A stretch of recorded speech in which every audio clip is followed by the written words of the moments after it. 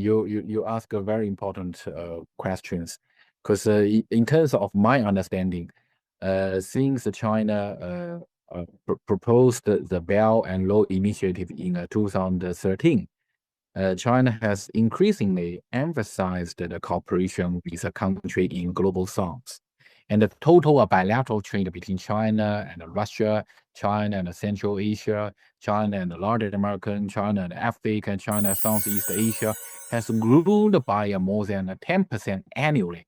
And meanwhile, total trade between China and United States has seen a relatively decline over the past decade.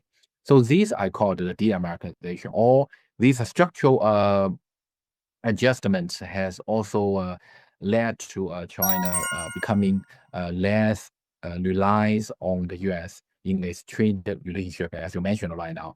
For example, I give you some data. 5 years ago, bilateral trade between China and Russia was only slightly over 100 billion US dollars.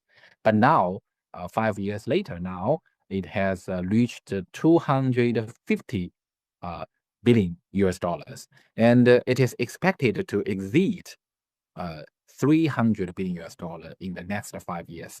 The bilateral trade between China and Latin America has already surpassed 500 billion US dollars, and it is likely to exceed the total trade between China and the US in the next 5 years. Because nowadays, this year, the bilateral trade between China and US is only about maybe 500 billion US dollars. So that means in other words, in China foreign trade landscape, Latin American may become more important than the United States in the next 5 years, right?